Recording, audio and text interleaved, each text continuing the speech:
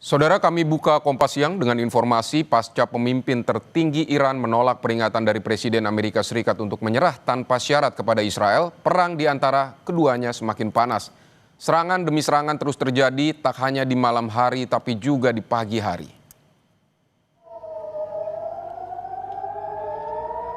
Serangan rudal Iran ke Israel terus berlanjut, menyasar sejumlah titik strategis di kota Tel Aviv. Rudal balistik Iran kembali terlihat di wilayah udara Israel. Merespons serangan Irak ini, Israel berupaya menembak jatuh rudal-rudal yang ditembakkan Iran. Kamis pagi, sirene di kota Tel Aviv kembali berbunyi saat sistem pertahanan udara Israel berupaya mencegat rudal-rudal yang ditembakkan Iran. Suara ledakan juga terdengar di penjuru kota Tel Aviv dan Yerusalem.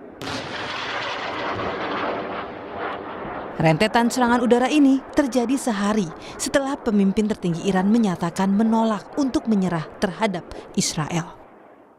Pemimpin tertinggi Iran, Ayatollah Ali Khamenei, menolak peringatan dari Presiden Amerika Serikat Donald Trump untuk menyerah tanpa syarat dalam menghadapi serangan Israel.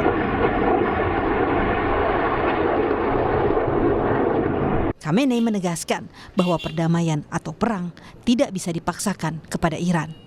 Khamenei bahkan memperingatkan keterlibatan Amerika dapat menyebabkan kerusakan yang lebih fatal dan merugikan Amerika sendiri. Ini که به ملت ایران بگن بیایید تسلیم بشید حرف عاقلانه‌ای نیست. افراد با خرد که میشناسن ایران رو، میشناسن ملت ایران رو، میشناسن تاریخ ایران رو، هرگز چنین حرفی رو بر زبان جاری نمی‌کنن. تسلیم چی بگن؟ ملت ایران تسلیم شدنی نیست. آمریکا در این قضیه 100% به ضرر اوست. اونچه که او در این زمینه ضربه خواهد خورد به مراتب بیشتر است از اونچه که ایران ممکنه صدمه بخوره. Presiden Amerika Serikat Donald Trump sudah memperingatkan pemimpin tertinggi Iran karena bersikukuh tidak mau menyerah pada Israel. Trump menyebut kesabarannya untuk Iran telah habis. Saling berbalas peringatan kini terjadi antara Donald Trump dan pemimpin tertinggi Iran, Khamenei.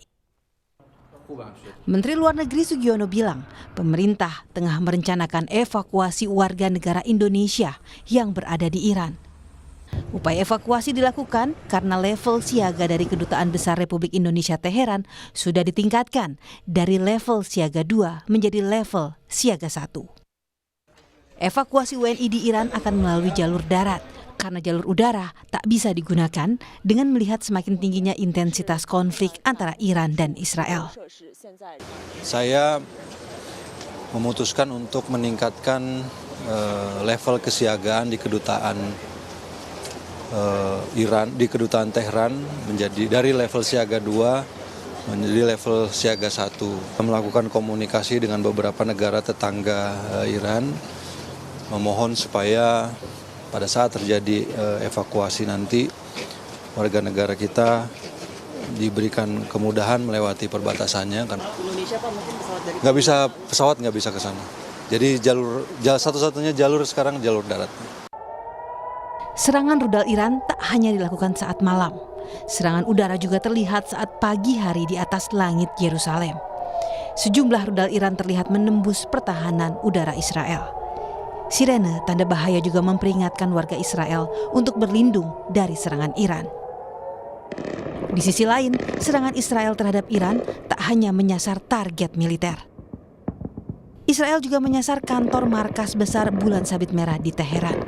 Rekaman yang direkam pada hari Rabu menunjukkan gumpalan asap mengepul di atas markas besar Bulan Sabit Merah Iran menyusul serangan udara Israel.